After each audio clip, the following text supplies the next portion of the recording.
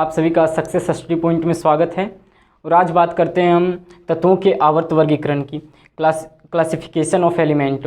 आखिर एलिमेंट का क्लासिफिकेशन करने की ज़रूरत क्यों पड़ी, how to need classification of element. तो देखिए बात करते हैं, जब 1800 शताब्दी में जब कुछ एलिमेंट की खोज हुई थी 1, 2, 3, तब तो स्टडी करना आसान था। लेकिन जब 1863 में 1861 में जब 63 तत्वों की खोज होने लगी, तब एक करके तत्वों को खोज कर स्टडी करने में बहुत डिफ़िकल्ट होने लगी। इसीलिए तत्वों का आवर्त वर्गीकरण की ज़रूरत पड़ी। तत्वों के आवर्त वर्गीकरण की तो सबसे पहले हिस्ट्री में चलते हैं। तो सबसे पहले हमारे आए थे यहाँ, सबसे पहले डोबेराइनर जी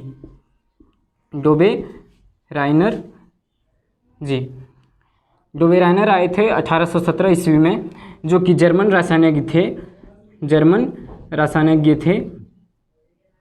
उन्होंने बताए थे कि तीन एलिमेंट को, जब ये आए थे 1817 ईस्वी में, तब शायद 30 या 31 तत्वों की खोज हुई थी।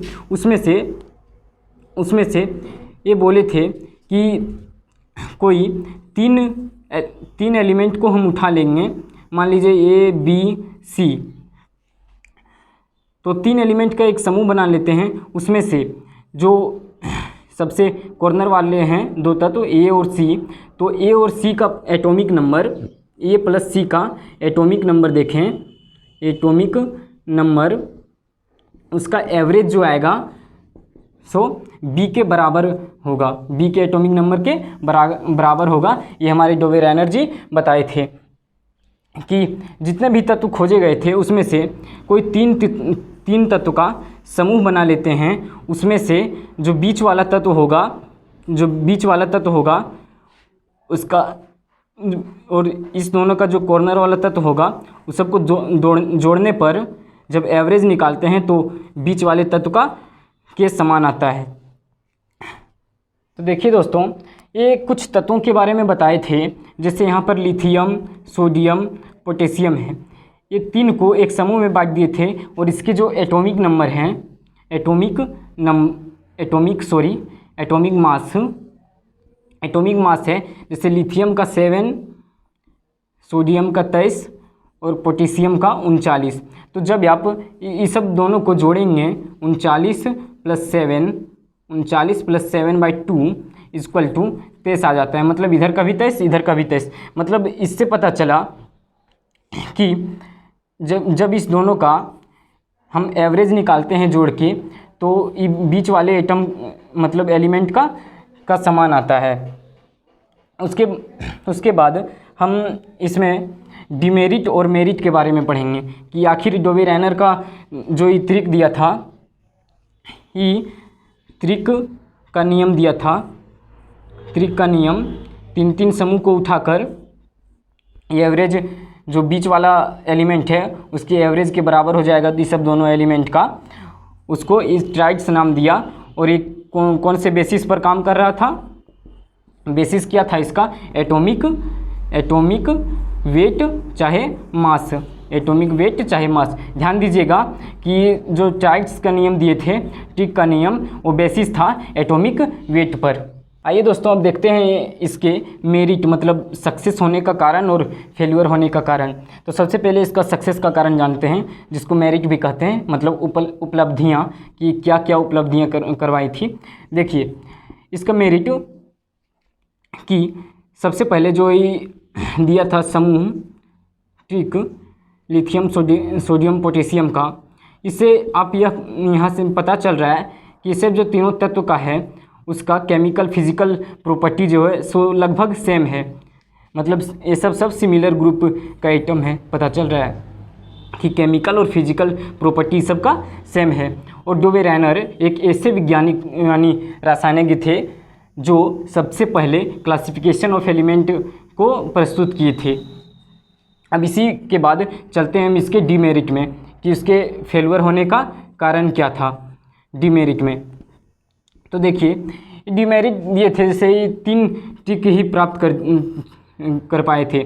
जैसे पहला था इसका लिथियम, सोडियम, पोटेशियम, उसके बाद बेरियम, स्ट्रोंटियम,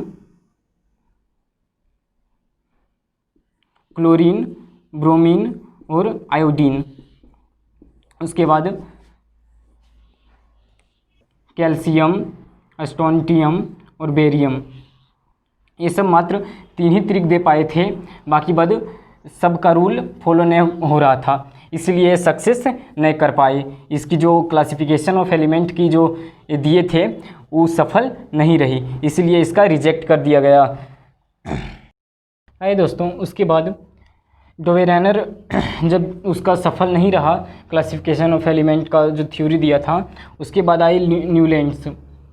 न्यूलैंड्स दूसरे ऐसे वैज्ञानिक थे जो तत्वों को वर्गीकृत किए।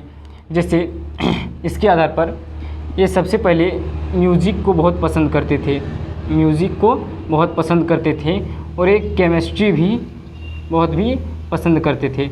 तो ये क्या किए, ये सब दोनों का संगम कर दिए, मतलब मिला दिए और उसी से एक थ्योरी निकाले कि आप देखेंगे कि मतलब हिंदी में देखिए चाहे तो इंग्लिश में, तो म्यूज़िक के मात्र मतलब 7 ही टोन होते हैं, सा रे गा मा पा धा नी को लेते हुए ये अपना वर्गीकृत किए थे एलिमेंट को। देखिए ये बताए थे कि इसका जो पहला सा रे गा मा पा धा नी के बाद फिर से वही 8वें तत्व में जो है सो वही फिर टोन रिपीट करता है, जैसे सा रे गा मा पा धा नी, उसके बाद फिर सा 1 2 3 4 5 6 7 8, मतलब 8वां में फिर उसी वही टोन रिपीट कर रहा है। तो इसके अनुसार भी मतलब वही था कि जब इस मतलब जब ये 1866 ईस्वी में जब इसके बारे में बताए थे तब शायद 56 तत्वों की खोज हुई थी। उसको जब ये वर्गीकृत करके समूह में रखने खोजे तो सबसे पहले lithium, beryllium, boron, carbon, nitrogen, oxygen, fluorine, ये शायद नोबेल गैस का खोज तब नहीं हुआ था, नोबेल गैस का खोज नहीं हुआ था। उसके बाद sodium, magnesium, aluminium, silicon, phosphorus, sulphur, chlorine, potassium, calcium. तब इसका जो थ्योरी दिया था सारे गामा पा, जिसको कहते हैं न्यूलैंड्स लॉ ऑफ ऑक्टेव, मतलब न्यूलैंड्स का अष्टक सिद्धांत। अष्टक सिद्धांत क्यों कहते हैं, क्योंकि इसका 8वां एलिमेंट जो है सो फर्स्ट वाला एलिमेंट से मिलता जुलता है, मतलब सिमिलर ग्रुप का एलिमेंट है, इसीलिए इसे अष्टक का नियम कहते हैं। अब देखिए, अब सबसे पहले यहाँ पर लिथियम, अब लिथियम का सिमिलर सोडियम, पोटेशियम, उसी तरह beryllium, magnesium, calcium, boron, aluminium, उसी तरह सब सिमिलर ग्रुप के एटम हैं। तब देखिए कि जब इसका मतलब ये वर्गीकृत किए तब इसका देखा गया कि सबसे मतलब इसका जो रूल है सो मात्र लाइटर एलिमेंट मतलब हल्के तत्वों तक ही फॉलो करती है। कैल्शियम जैसे हल्के तत्वों तक ही फॉलो करती है, उसके बाद इसका रूल जो है सो फॉलो नहीं कर रही थी। तो देखिए दोस्तों, अब हम देखते हैं कि न्यूलैंड्स का आखिर जो ये क्लासिफिकेशन ऑफ एलिमेंट का अष्टक सिद्धांत दिया था वो क्यों फेल हो गया, फेल होने का कारण क्या था। तो देखते हैं इसके डिमेरिट को। तो सबसे पहले इसका पहला डिमेरिट है कि ये जो दिया था ऑक्टेव रूल वो मात्र हल्के तत्वों तक लाइक कैल्शियम जैसे तत्वों तक ही लागू होता था, हल्के तत्वों तक ही लागू होता था। उसके बाद दूसरा डिमेरिट देखें तो ये मतलब जब ये 1866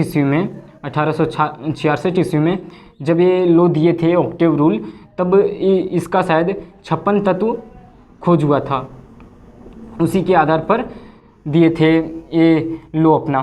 तो उसके बाद ये मतलब कल्पना नहीं कर पाए भविष्य में कि मतलब और तत्वों का खोज होगा या नहीं। तो उसके बाद जब नोबेल गैस की खोज हो गई तो इसका जो लो दिए थे ऑक्टेव रूल सो फेल हो गया। दो तत्वों का जो मतलब फिजिकल केमिकल प्रॉपर्टी है वो नहीं मैच करने लगा।